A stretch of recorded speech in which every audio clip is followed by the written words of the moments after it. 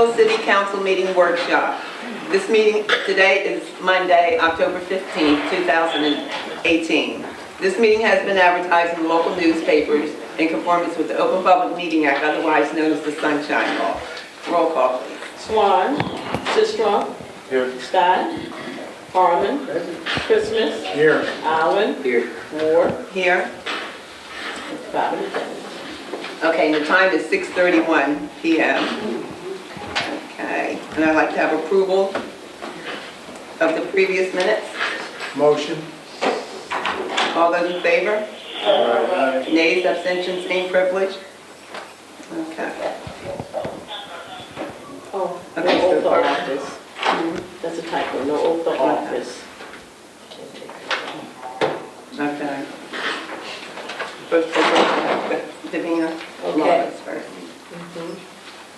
Laura, will you give your presentation? Sure. It's our third quarter capital improvement report by Laura Newman, our city engineer. Okay, so I had issued a memo October 1st, just indicating the status, some of which I've updated. Sometimes I talk about that being under maintenance bond, and I included the period of the maintenance bond, just so you had some additional information. But starting with the sanitary sewer projects, the first one listed, Clematis, that is complete. It's under maintenance bond. The maintenance bond will be up for inspection and expiration January of 2020.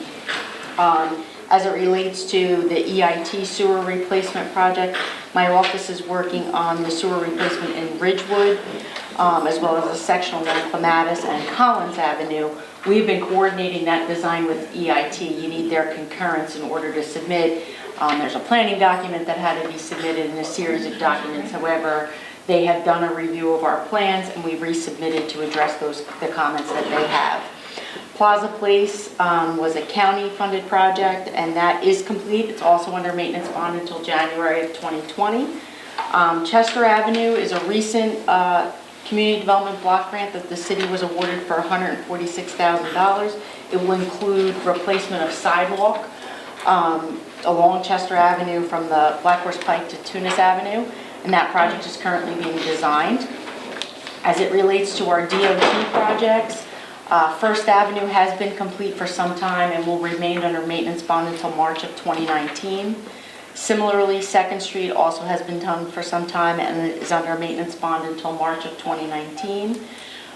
Marion Avenue similarly has been completed, is also under a maintenance bond until March of 2019. The Transit Village grant for Washington Avenue, that project is complete and also under maintenance bond until May of 2019.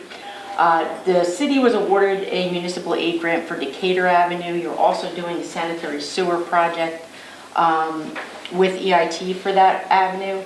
It's my understanding that we actually canceled those bonds and are seeking municipal aid for that under the 2019 DOT grants. As it relates to Safe Streets to Transit, West Park Avenue, that project is basically complete, substantially complete, and the only thing we were waiting for was one of the beacons that came in is not working. So it's under a punch list phase and pending closeout with the DOT. We also were awarded a Transit Village grant for improvements along Ansley Boulevard. That project has a series of actual funding sources and I believe is being worked on by the city's other consultant. Portland Avenue is substantially complete. That's under closeout phase. We're waiting on a couple trees to be installed and that will be closed out. East California Avenue also substantially complete. We were waiting on the contractor to fix a driveway out there and that will be closed out. The city was awarded a 2018 Transit Village grant for improvements along, streetscape improvements along Main Street. That is pending authorization to go to design with the city. Our bikeway program, the lighting improvements has been complete and is in a closeout phase with the DOT and will then move into the maintenance bond period. And then the miscellaneous projects, Lakes Bay Marina has remained on here. That's in a closeout with FEMA. Similarly, the Bayview Pump Station generator also is closed out with FEMA. Cedar Crest Pump Station, I know I've been working with the city's grant writer. That project is basically designed but was pending receipt of funds. The dredging permit for Lakes Bay, that also was in a various stage of permitting, but we were looking for a disposal site, so that is pending. Green Acre Services, so we've submitted a survey. I think we're working with the city attorney's office to finalize that. Dual Fuel, we're preparing a preliminary assessment for that site, but had to receive the property's owner's consent to conduct the field investigation. And the Bayview Avenue Waterfront Park preliminary assessment is complete and has been submitted. Any questions? Laura? Second page. Decatur Avenue. What part of Decatur Avenue? So I'd have to get the exact limits. I believe the cities, Remington and Vernick is working on that design for the city. Maybe from the bicycle path down to Chestnut or something. I will get you the exact limits. I'll let Linda know, just to confirm that I have the correct limits, but my office is not working on that project. Okay. Okay, yes. Harrison Avenue, where does that stand? I don't have anything pending on Harrison Avenue. Was it something we were looking to do? I'll find out. Okay, So you don't have anything pending? that is correct. Laura, I want to know about the municipal aid 2018 Transit Village and on the third page, halfway down, the $400,000 grant.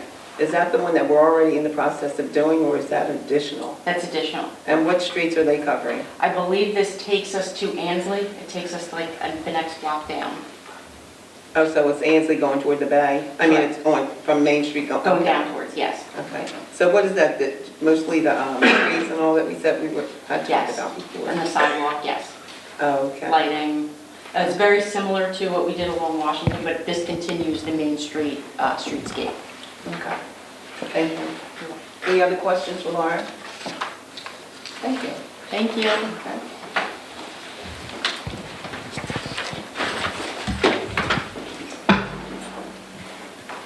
Okay, Davina. Okay, next we have a shot spotter presentation, which will be introduced by Chief Riggin.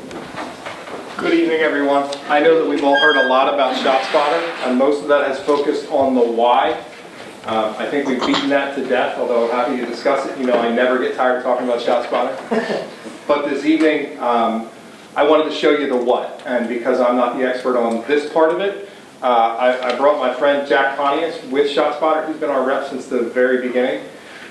He's got a pretty brief presentation to go through, and then we'll answer any questions, obviously. I would also like to point out a couple of friends that came this evening from the business community. Gary Field. Gary has been tremendously supportive of the department in general, obviously the city as well as this project in particular. Cindy Pitts, who's actually been on our committee to roll this out. And there's a baker that I know back here, Frank Formica, who has also strongly endorsed the project. And if any of them want to say anything now, now's our time. If not, you're not required. Would you please, sir? He's funding the bread, right? I was told to introduce him as a baker, Mayor. That's all I can tell you. If you can get the bread to the bank, you'll finance the whole project. I got plenty of that. I just wanted to say that certainly the effectiveness of this in reducing crime as a deterrent, violent crime, is pretty well documented. Although you can read where some people are still weighing out the benefits, I would be willing, you know, in my arrangement here on 900 Mill Road, I pay the taxes there, so I'd be willing to take the increase, whatever it is, because I do believe that this has been effective, especially in certain areas of Atlantic City where it's existed. And I just think that it's a great deterrent, and it's definitely worth a chance. And I think that any taxpayer here that looks at this and thinks that it would be not worth their money would be a small amount of taxpayers. So I just am here in support of it, and thank you very much. Thank you, Field. If you would. So city's been on this since the very beginning. We recognized that we needed a little help with kind of reaching out to the part of the world that the police department isn't always the best with, which is the business community. Cindy got volunteered, as she does, to help us out and has been a solid advocate. She's been on all the conference calls. Actually, they've never met, but you've spoken a number of times. Hi, Jack. Nice to meet you in person. Hi, everyone. Cindy Pitts. I have been a great advocate of this when I saw and I spoke to Chief about the possibility of bringing ShotSpotter to Pleasantville. I was very excited about it. As a business owner, I look to bring business into the city. I look for any positive publicity, any positive, feedback that we can give as a community to those that need to come here to do business. And it's a step in the right direction to further reduce our crime numbers. They've certainly come down over the last few years tremendously, and it's just another step forward. And as Frank said, hit those of us with businesses, you're going to anyway, with the additional cost of this. I don't know why the community would not be behind it, but there's many people that are, and I'm certainly one of them advocating for it. So whatever I can do to be of help. Thank you. And also, Councilman, she made your shirt. I just want to say, Sydney's the owner of Lucky Dog Printing. She's been very supportive of us, and thank you so much. She had the first sign ever put down in the city of ShotSpotter. That's Well, what she made knew the person who made it. Right. Gary, sir? I just want to say that I'm very supportive of it because I'm deterring major crime from everything that I've heard from everyone, and the response time for our officers to get there, it will increase it rapidly. So I think it's a big deterrent on crime, and I agree with Frank Formica about if it costs a little more as a business to help our city, I don't mind.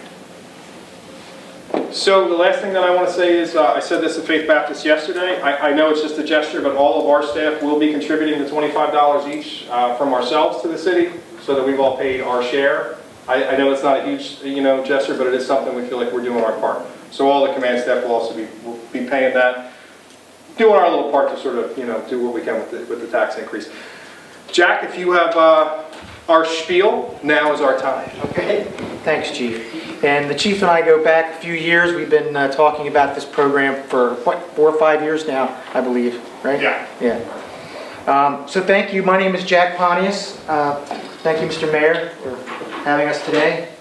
Madam President, council members, and the community, we appreciate your support. Of course, the Chief's team will be working closely with you, I hope, in the months and years to come.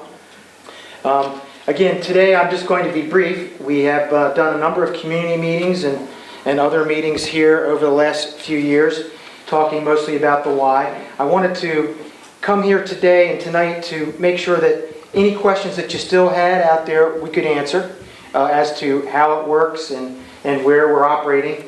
We currently operate in almost 100 cities throughout the country and been in business almost 25 years. So just in the last 10 years or so, I've seen really some tremendous growth as our company has now operating in big cities like New York and Chicago, where they have, I think in Chicago, the last count, 117 square miles of ShotSpotter coverage. In New York, it was like 70 square miles of coverage and still growing in all 5 boroughs. Seeing really tremendous outcomes and a connection with the police agency and the community that's growing as well. In New Jersey, we've been operating in New Jersey for at least 10 years. In Newark, New Jersey, Trenton has expanded a couple of times. Camden has almost gone citywide with their ShotSpotter program. Atlantic City has been a great customer of ours for a number of years. Plainfield, Patterson, East Orange, soon to be Asbury Park and others. But we're really excited to be here in Pleasantville. And I can tell you that speaking for our company, we're going to bring every resource we have to bear, as I was mentioning to Madam President, to get the Pleasantville Police Department out of the gate and operating with best practices from day one. And we have a lot of those to share with you through our customer success organization. So I'm going to go ahead and play a quick video just to kind of give you a sense of how we operate, and then do a little demonstration as to what the police officers will be using out in the field.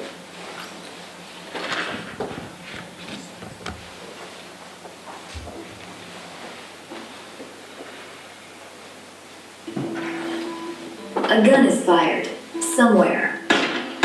So what happens now? In the past, there was a slim chance the shooting would be reported to police at all. Even when it was, it took precious time, and there was often confusion regarding the location of the shooting and other pertinent information. At least, that's how things were. ShotSpotter has changed all that. By utilizing advanced technology, we have automated the process. We monitor gunfire activity 24/7 throughout the world. Now, if a gun is fired in any area worldwide with ShotSpotter coverage, our system detects, locates, and immediately alerts police of the gunshot. So, how does it work? It starts with sensors. In every area with ShotSpotter coverage, specialized acoustic sensors are placed on buildings or lampposts throughout a neighborhood. If a gun is fired anywhere in the area, multiple sensors detect and timestamp the sound. The precise location of the gunshot is determined based on the amount of time it takes for the sound of the gunshot to travel to each individual sensor, effectively triangulating the sound. The exact location of the detected gunshot is indicated by a dot on a map. That location is derived from a sophisticated set of algorithms using multilateration, time difference of arrival, and triangulation based on arrival calculations to generate map-based intersecting hyperbole. Fortunately, you don't have to worry about that. We do it all for you. Once an alert is generated, it is immediately sent to our IRC, or Incident Review Center, where trained acoustic experts then analyze each incident in mere seconds, determining if the sound is gunfire. SST acoustic analysts receive extensive training on reviewing and classifying gunfire by distinguishing gunshots from other impulsive sounds that are not gunshots. In addition, they are trained to append additional contextual information, such as multiple shooter alerts or full automatic weapons alerts, that can prove to be essential tactical intelligence for law enforcement agencies responding to these crimes. The entire transaction takes place in just 30 to 45 seconds. With the real-time ShotSpotter alerts, police can immediately be dispatched to the scene. Utilizing the gunfire audio clip and tactical information, officers can approach an exact location quickly and safely to engage the shooter, interview witnesses, and collect key evidence at the crime scene. ShotSpotter has also launched a new mobile app for anytime access anywhere to gunfire alerts, providing law enforcement the flexibility to receive real-time alerts quickly and effectively without having to be tied to their patrol car or laptop. The ShotSpotter alert system is an invaluable tool in the area of crime fighting, helping make communities safer, as well as reducing risk for police officers.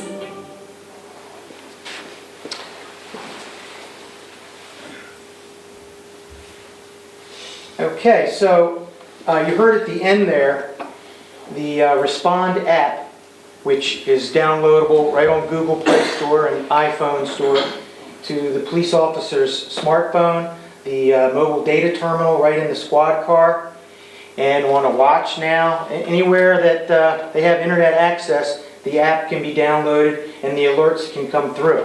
So we have a little demo of that here today, where I'll show you what the officers will see. Here's the initial screen, 24 hours, which the officer can take all the way to 7 days, and a list of events that are in that coverage area, which is highlighted by the red boundary that you see there. And that's about a 3 square mile area in one of our cities out west. To highlight one of the incidents,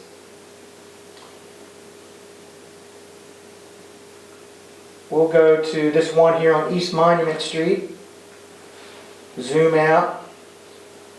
So this alert will come in under a minute. Typically, we're able to, the sensors will listen to the incident itself, report back the sound to a location server within milliseconds.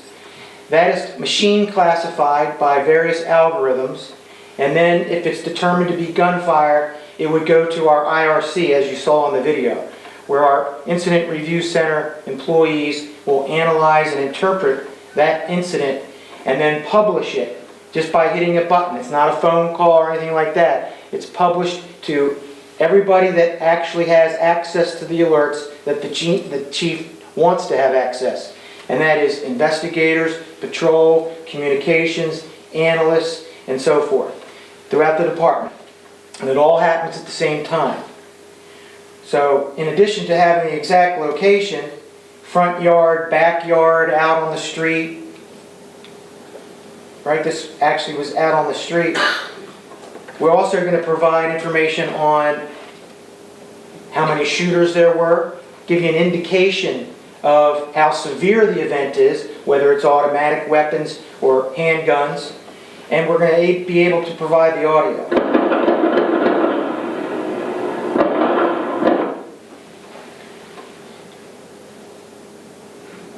Try another one.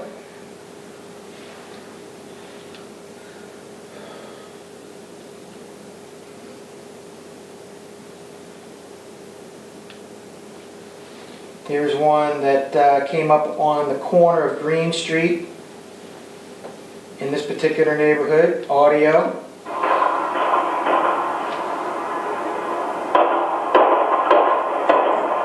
So listen to that. What do you hear there? Excuse me. Anybody? Closer. Pardon me? It got closer to the sensor. Actually, what I heard was potentially 2 shooters. Yeah, right. Smaller caliber, larger caliber weapon. So we're going to provide that contextual information to the responding officers.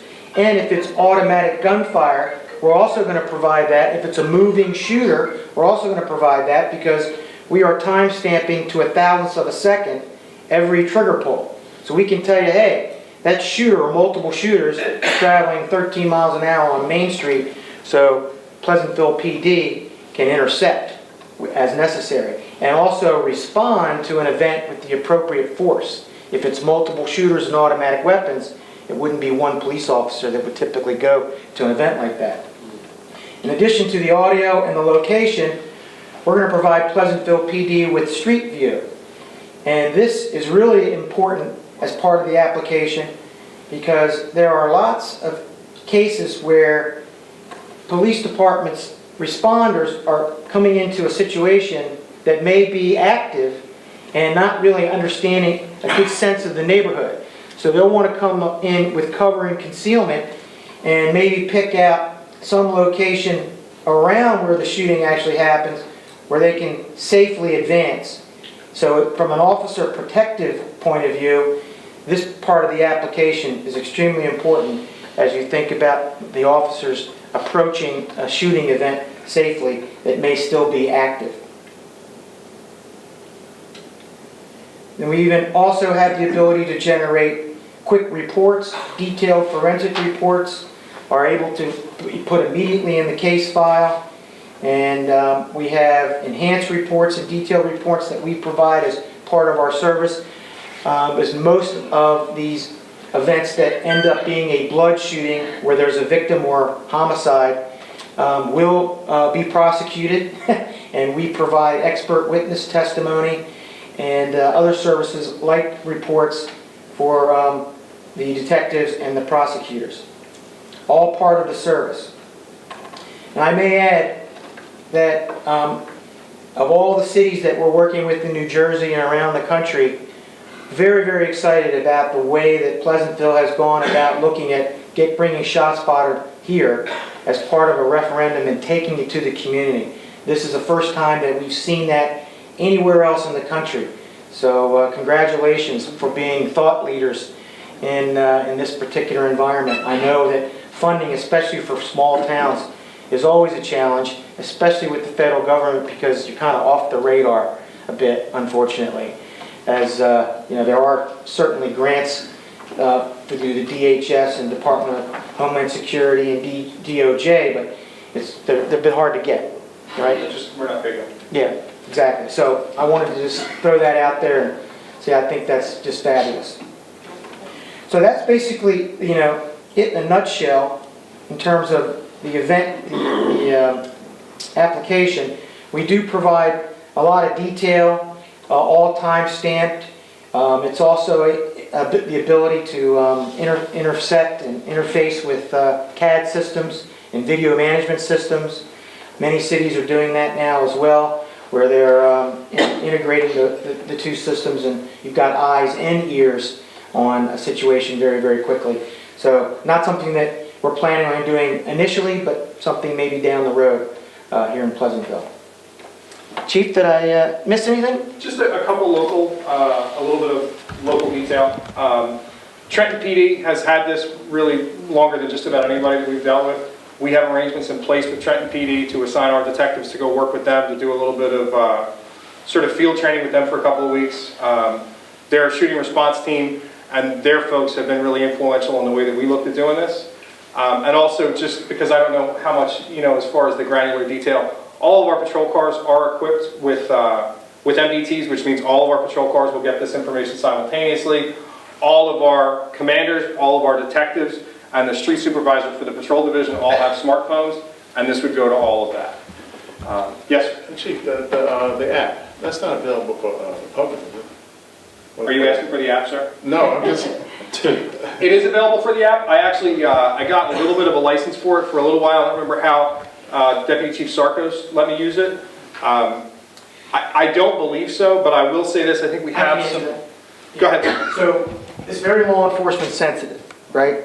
So whoever the chief and you decide should have the application on their phones or tablets in the city of Pleasantville, that's how it'll be. But it's not open to the public. You can't be a community member and go to the App Store and download it. You have to be an authorized user. The last thing that I would say is that we've had numerous conversations with our community advisory board. I don't see any members here tonight, but, well, obviously the men of Pleasantville, Councilman Harmon. We plan to include all of the ShotSpotter data that's publicly releasable in our monthly report that goes to the mayor that we brief out to the community advisory board. So all of the information that we can release to the public we'll release on a monthly basis so that everybody knows exactly what's going on. The mayor has been very clear with me that we're not going to do anything that looks like sticking our head in the sand as far as violent crime goes. We're going to push all that information out so people understand the situation. I think this is just another way that we'll go about doing that. I have a humorous question. If my vehicle had a couple of blowouts, would that sound be distinguished? We're going to hear it. If it's loud enough that it's above the decibel level of noise, like conversations and things like that, which we do not listen for, if it's that loud, then it's likely that sensor or multiple sensors will report it back to our server, location server. But it's likely not to make it out of the server to the review center because we have millions of gunshots that have come through over the years, and our location server algorithms have continued to learn. So, and gunfire has a very specific acoustic fingerprint.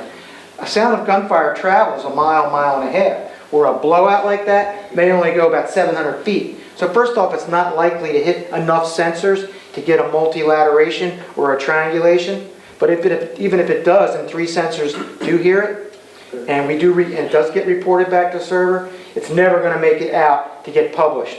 It's just a different kind of sound. Chief Regan, two citizens asked the same question. Is this for all of Pleasantville? And I said, indeed so. So then their question was, I live on the border, right on the edge. Am I included in the census? So that particular information is sensitive and we're not going to release it. That said, we're going to have better than 90% coverage of better than 95% of our shootings. So the short answer is, every single homicide that we've had in the last 10 years is within the range, and the overwhelming supermajority of shootings are there. Basically, if there were an area that wasn't covered, which I will not confirm or deny, it's not someplace where we deal with that sort of thing. But what it's not going to do is it's not going to cause us, I think it was Councilman Swan, I don't remember, but it's not going to cause us to respond as though we're responding to a shooting when it's kids with firecrackers, which is bad for the kids, and we're not going to respond to shootings thinking they're firecrackers, which is bad for the cops. Yeah, that was my question. With the New Jersey relaxing the firecracker law, I was thinking with all the different types of them, do they set them off in any type of way? Yeah, big M80 will sound like a 25, or 22 caliber. So that might give us a fit. We're never going to be perfect. We guarantee 90% detection within 25 meters, and you have a crime scene that we put a circle around from where that detection occurred. So the chief and his team can begin knocking on doors and begin their investigation. But, firecrackers are pretty easy to discriminate from gunfire as blowouts and other types of loud, impulsive noises are. Especially like bottle rockets, that have that squeal. But there's some dynamite type fireworks out there that you might even want to know about. Well, and you get into the weeds a little bit. No, I don't want to go too far. No exploding type firecrackers are legal in New Jersey anyway, even with the expansion of the law. That said, when our officers have responded and it was firecrackers, it was not M80s. It's almost never M80s. It's the firecrackers that you think of right now. When I say firecracker, that little thing you're thinking of, that's what often our residents call and are afraid that is gunfire. And I imagine that you're a resident who is terrified that somebody was just outside your home and there was gunfire, and dispatch is immediately able to tell you, you know what, we didn't get a shot spotter. We're going to send the officers, but we did not get a shot spotter indication for your residents. So we're going to check, but you're probably okay. I think the peace of mind that parent gets, that resident gets, is huge. Yes, you mentioned about the police department chief authorizing the number of different people that would have the, what do you call it? The application. The application. Are there any limitations on the number of applications that he Absolutely can not. have Nope. under the contract? There is Under no the contract, limitation. it's as many as you can eat. Okay. So if you'd like to hire 100 more cops, Councilman, this won't be. No. I'm just letting you know, that won't be a problem. I just didn't know if you could only hand out so many under the contract. That's a great question. Absolutely, sir. That's a great question. We were very careful with the crafting of this contract with Jack to make sure that the price is the price is the price. Okay. And so we are locked in for So 3 if you years. want to hand out another 50 above what you first started with, you can do that. Got it. For 3 years, the price is the price is the price, 100%. All right. Jack, I want to ask, beyond the app, is that manned by a certain group of operators as far as when it comes into the call center? Sure. There's the application that I demonstrated here today is the Respond app, which the responders in the field use, the patrol officers and so forth. We have a dispatch user interface for communications department and 911 center, which... Excuse me, so is that the communication center that's already there, or is this separately? It's your communication center. Oh, okay, so they have to be trained for that, not That's right. additional jobs? We don't get... No, it's very intuitive. There's not much to learn about it. It's just when the alert comes in, they're getting it at the same time as the patrol Oh, officer. okay, so it's like getting another call, Right. more or less. So they'll have it, but the patrol officers, depending on how the chief wants policy to read, supervisors or self-dispatch, that's something that is his decision. The people in the dispatch center will also have the information if calls are coming in. They can say, hey, we have a shot spotter alert, we know about it already, we're sending, officers are already en route. Can I add to? What I was getting at is that if we, Chief Tim, if we go central dispatch, how that affects that? It doesn't. It does. It doesn't. So I think that your question, Van, probably could be a little better explained if we went into the IRC a little bit, because I think we breezed over that. There are additional professionals that are required, but they do not work for the city of Pleasantville. They work for ShotSpotter.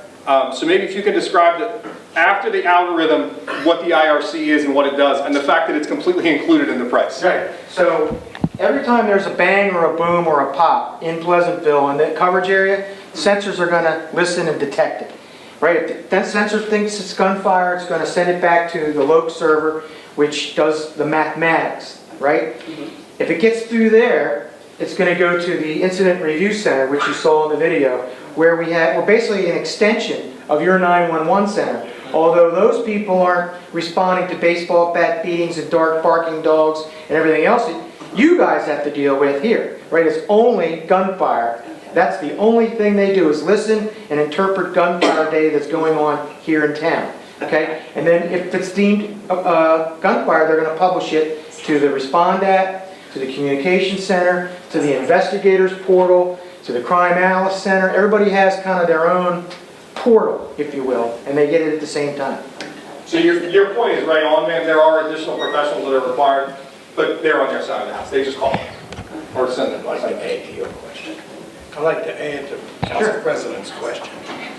The folks that are assigned to feed it out, they'll only be assigned for Pleasantville, or it'll be a multitude of Yeah, they do a multitude of cities. There's not one person that does just one city.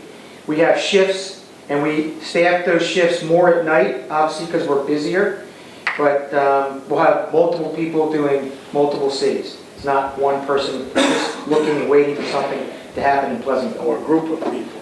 Right. Okay, all right. I have a question. Sure. I have a tech question, a little bit of a tech question.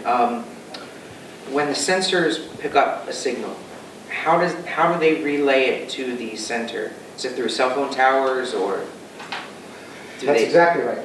Okay. It's all cell phone. So each sensor, right, which is, about this big, 4 inches by maybe 8 inches, okay, has microphone technology in there. It has storage technology in there, right, because it needs to be able to, you need to be able to go back and pull the sensors and grab the audio.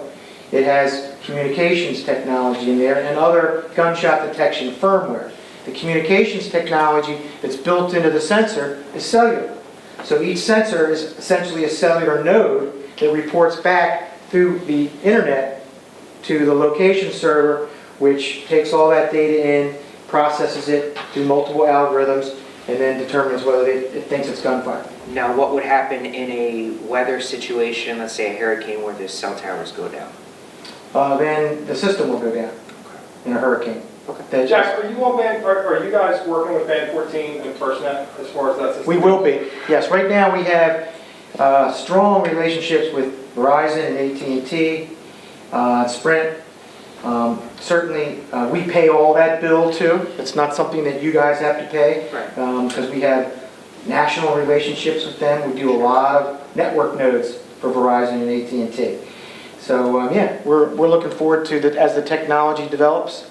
So we'll be right there I'm with going to give 30 seconds on that, which is just that the federal government, as a result of the 9/11 Commission, found out that communications for public safety responders was a real issue, and because of that, they've been building it out for quite a while. You may have seen the big goofy tower that was in the back of the police department for a while. We've been working with the Department of Homeland Security, both for New Jersey and with the feds. There will be, and I believe there already is, to some degree, a specially designed public safety net, which is independent of the other net. So when the tower goes down, it doesn't actually fall down. It generally gets overwhelmed. Right. This band will not, and our understanding is that ShotSpotter will likely operate on that same public safety band, meaning even though your cell phone doesn't work, mine does, and ShotSpotter does. But if the sensor's gone... Right. Right, no, I'm just saying, like, in a example of a hurricane where normal cell service goes out, what's going to happen? But that system is more redundant than the other systems. Obviously, it suffers the same catastrophic failures as anything else, but it will be better than your cell phone. I mean, with the amount of hurricanes we've had recently, so I just want to bring it up. Good question. Because it could get worse in futures. Okay, good. Any other questions? Just a comment that it's not political, but November 6th is coming, and I've spoken to many people, and I made an effort to say that this indeed makes the city a safer community. And certainly industry, businesses will come to an environment that they think is safe. And that has gone over quite well in the few churches I have made an effort to sell the concept. And there's indeed some truth to that too. If my business and my home is in a safe environment, then it's worth the effort. And hats off to you, Chief, for the hard work, and your staff, that you have put forth already. And now, with the people, we're going to see if we can come to on November the 6th. Thank you, Councilman. Any other questions for Jack or Chief Regan? Is there anyone from the public that would like to make a comment or have any questions? No? All right, thank you. Okay, thank you, Jack. Thank you very much. Thank you. Okay, next is agenda review. Resolution 154, appointing Stu Moore Investigations as investigator. Okay, any questions or comments? Okay. Resolution 158, appointing Professions Property Appraisers Incorporated as appraisal consultant. Questions or comments? Next, please. Resolution 159, authorizing the City of Pleasantville to enter into a revocable license agreement with Westover Ventures LLC to allow for maintenance of the existing fence and installation of certain landscaping within the licensed areas on 40 Old Turnpike, Block 130, Lot 3. Are there any questions or comments? Next, please. Next is the bill list. Good evening. A couple bills to go over through our normal operating procedures. On the bill to be paid on page 2, fifth one down, we'll see one that Dave Ford. This is through the bond ordinance. We were able to purchase 4 police cars that kind of equip our staff a little better.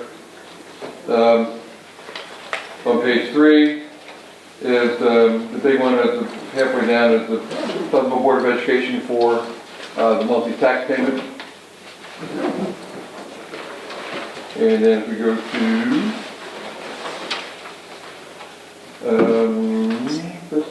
that's about the big ones on the bills to be paid. The other ones are just normal operating bills. Bill that we have been paid, that we have paid since last time, that's the other report. As you see on the top, there's 4 bills that are kind of duplicated. What we did is, unfortunately, we wrote bills out and we got a new computer and admin didn't quite update it correctly. So we ran the checks. There was no check number, no routing number. They all came back to us. Luckily, we did this after the major check run last board meeting. So we had to reissue the checks. Luckily, we found it before we did the checks this time. So you'll see some things that are duplicated, including St. Paul's Church, Maldonado, Purchase Communications. On page 2 is the pay for last Friday that we took care of. And then on page 4, there is debt service of $225,000 that we took care of actually today through a wire transfer to Bank of New York. Other than that, there's some more normal bills we have to take care of. Anyone have questions about the bill list? Thank you, Barry. Thank you.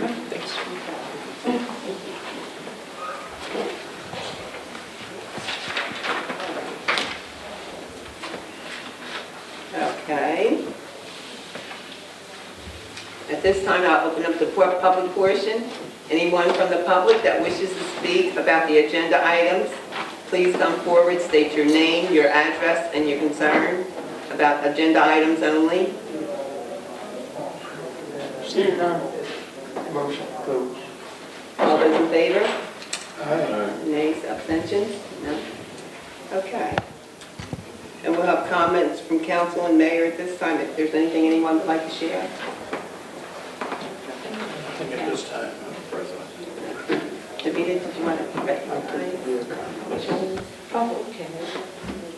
I would like to introduce to Mayor and Council our new Deputy Register for the City of Pleasantville, Register of Licenses, Ms. Sharice Mo. Good evening, everyone.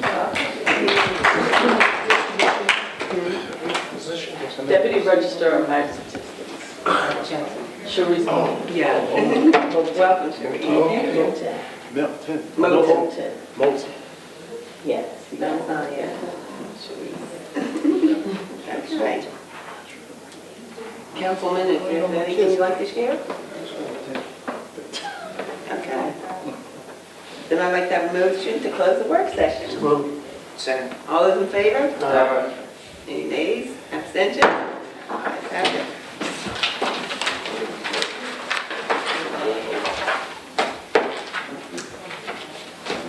Anybody need a rest? Ready to go, right? Good evening. This is the Pleasantville City Council meeting. Today is Monday, October 15, 2018. The time is 7:16 p.m. This meeting has been advertised in the local newspapers in conformance with the Open Public Meeting Act, otherwise known as the Sunshine Law. Roll call, please. You want to do implication of flag? Oh, I'm sorry. Okay, pardon me. Will you please stand for the invocation and remain standing for the flag salute? Our Father, which art in heaven, hallowed be thy name. Thy kingdom come. Thy will be done on earth as it is in heaven. Give us this day our daily bread, and forgive us our trespasses, as we forgive those who trespass against us. And lead us not into temptation, but deliver us from evil. For thine is the kingdom, the power, and the glory forever. Amen.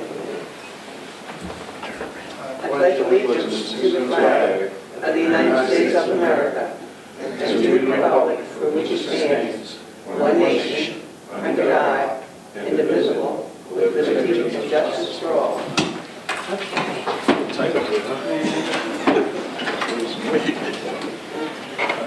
Now we'll have roll call, please. Swan, Sistrum. Here. Scott. Harmon. Christmas. Here. Allen. Here. Ward. Here. 5 in attendance. Okay. I'd like to have a motion to dispense with the readings of the previous minutes. Motion. Second. All those in favor? Any nays or abstentions? Ayes have it. Mayor, you have nothing tonight? Okay. Ms. King Ali. All right, first is Resolution 157, appointing Stu Marr Investigations as investigator. Motion. Second. Sistrum. Yes. Harmon. Yes. Christmas. Yes. Allen. Yes. Ward. Yes. Resolution approved. Resolution 158, appointing Confessions Properties Appraisers Incorporated as appraisal consultant. Motion. Second. Sistrum. Yes. Harmon. Yes. Christmas. Yes. Allen. Yes. Ward. Yes. Resolution approved.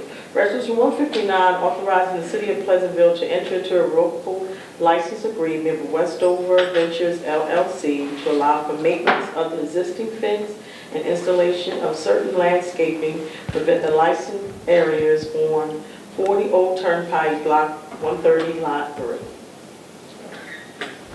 Motion. Second. Sistrum. Yes. Harmon. Yes. Christmas. Yes. Allen. Yes. Ward. Yes. Resolution approved. I need a motion to pay for bills. Move. Second.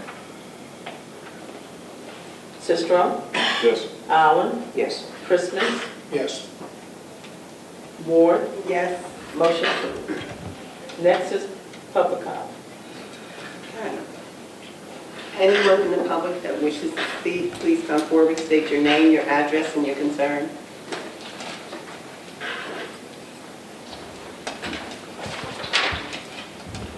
Good morning, people. My name is John Hungerbuehler, and I've been a member of this community for 20 years, living and residing at 304 Fernwood Avenue. That was last owned by Mr. Long of C&W Long Electric. Mr. Long has sold his house to a new person, and this person has received a temporary CO on the house, which I was told was only good for 30 days. I've been living in the house, he's owned the house since May, and hasn't done one thing to improve the house, the living conditions, or anything. He raised the rent The rent went up in January. Mr. Long raised the rent in January to $630, and when he came in May, he raised the rent again to $700 a month. Now, I was told by another person that it's illegal to raise, not only is it illegal to raise rent any more than 3%, which is the cost of living, it's also illegal to raise the rent twice in 1 year. The reason why I'm here today is because, again, I've been living at this address for over 20 years, in the last 20 years, and I recently got a ticket to go to court on the 22nd because I did not obtain a CO to live in the house. It is not my responsibility to obtain a CO on the house. It is the landlord's responsibility to obtain a CO on the house. He had received, like I said, he received a temporary CO when he bought the house to start making improvements. He had made certain promises to different people in code enforcement saying that I was going to be out as of the 1st of May. The man who bought the house there was some kind of confusion, and Mr. Long had to give the man who bought the house an extra $3,000 off the purchase price of the house because I was living there. What that did was when he took me to Smalls Claims Court for a landlord-tenant, it threw me out of the place that I was supposed to go into as of the 1st of May. Both me and my wife are both handicapped. We are living on Social Security, which is really not enough in today's world to really try and get by. I feel that not only is he trying to push us out, he made promises to code enforcement that we were going to be out on the 1st of May, and he's done everything in his power to try and push us out of the house. We currently don't have a place to go. We're stuck in a situation that we don't want to be in. My wife just got out of the hospital not too long ago on concerns of the living conditions in the house. And the living conditions in the house made her so sick that she had to be in the hospital for 2.5 weeks. And that bill came to $107,706.23. Now, again, this is just a hospital bill, and we're on Social Security, so we really don't have a way of paying such an extravagant bill. He's not only is he trying to push us out, but I don't feel that the town is doing enough for us as handicapped people to keep us in the house. He has bought 2 other houses in the general area, and neither one of the 2 houses that he bought did he push people out of the house to make repairs. He wants to push us out of the house for 3 months so he can redo the whole house and then put our rent up to over $1,000. Now, I already signed a lease with him that, the rent was $675 or $700, whichever the case may be. And now he wants to raise the rent again twice in 1 year, and it's going up more than that 3% that it's supposed to go up to. And I want to know what I can do to, we're residents here. We lived here all for the last 20 years. I've did volunteer work for a lot of Pleasantville's activities. John, excuse me for cutting you off.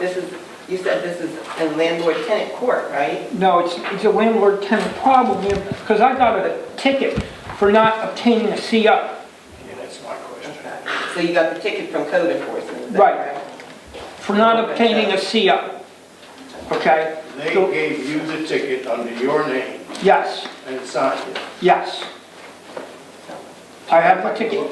I'm sorry, oh yeah. Do you mind if I just see the ticket? I have the ticket here, and I have the letter that code enforcement wrote to me saying that the reason why they're writing me this ticket is because I failed to obtain a CO to live in the house. Again, I'm confused because, you know, I'm handicapped, so this is a very emotional, it upsets me and my wife very much. We don't have a place to go. Most places have a year or more waiting list to get into. And, you know, there's, again, nowhere for us to go. So I'm reaching out to the town because the people who work for code enforcement also work for the town. So. Madam President, Yes, sir. John, I'm sure you didn't know, but I'm touched because you have so many problems and it's been going on so long. And you have not found your council person. That's sort of what we do. You come to us, present the problem, then we get busy and try to help. Certainly, I'm certified to deal with handicapped individuals. And I haven't seen you. I didn't know you were in Fernwood Avenue, but you have a lot of problems, quite a few. And don't say you're blaming on the city because No, I'm handicapped. I was run over by a car. Okay. I'm handicapped. I've been disabled for the last 3 years. But let me just refer to, I guess, Judy, you're the president, and Fred, you have an attorney, but certainly have an administrator, and we can't solve it here, no question about it. And I listened to you, and with all of the concerns, they don't even know who owns the property. Yes, I do. So, no, I said they, whoever, if our code enforcement is writing this to you, then they think that you're the owner. No, the code enforcement knows who the owner is. I'll rest my case, but Okay. you have mine. What I would like to do is tomorrow, John, maybe come to the business, you know, come see our business administrator. Go into City Hall because, as Councilman Harmon said, there's nothing we can do tonight to solve it. I understand. I just wanted to bring the situation into light because again, you know, I don't want any special favors and I'm not asking for any, but you know, code enforcement has certain rules and regulations that have been put into place, and one of those rules and regulations that they have put into place is that no one person can be put out of their home as long as they can pay the rent. Now, I mean, that's the code enforcement. And he's trying to force us out, and I don't feel that enough is being done to help us, to stop him from doing what he's trying to do. Ms. King? Yes, if you don't mind, Madam President, I'm going to have him give me his name and phone number and address. I'll forward it to the BA so that she can call him tomorrow and take care of it. John, and that's, I just want to reiterate what Councilman Harmon said. You have council members in your ward. Make sure you stay in contact with them. Anytime there's an issue, you have a lot of issues in that. What you have code enforcement, you have legal issues and so forth. Who issued the temporary CO? Code enforcement issued the temporary CO to the landlord. Right. But you got the ticket. Yes. There's a lot of inconsistencies there, so make sure you... Not only was I given one, but he was given one as well.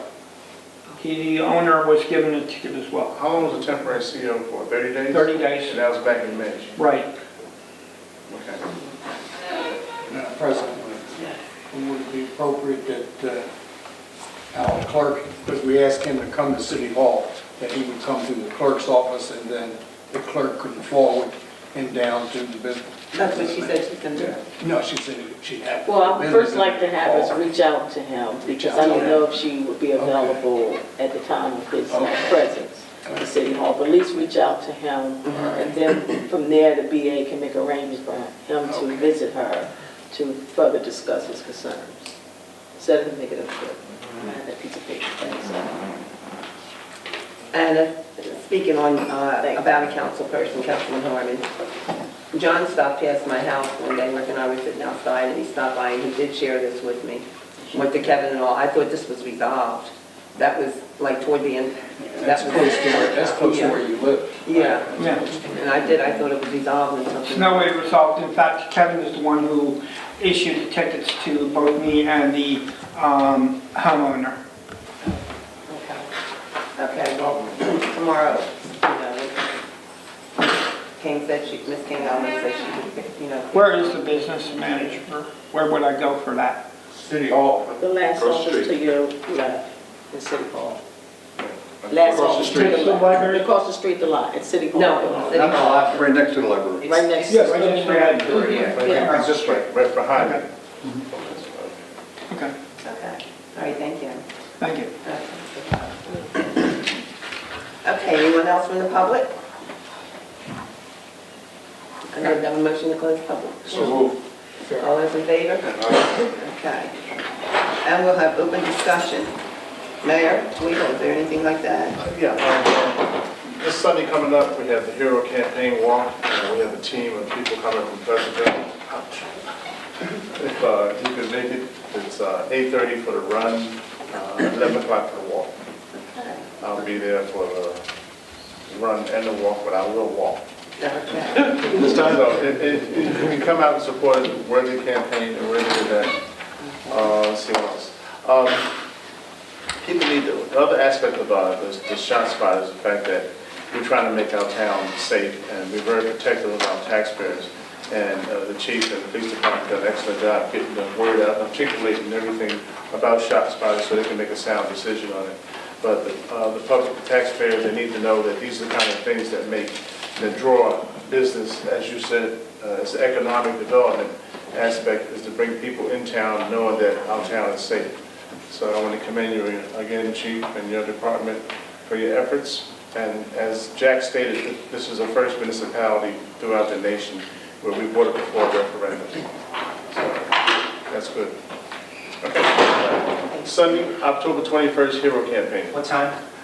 8:30 for the run, 11 o'clock for the walk.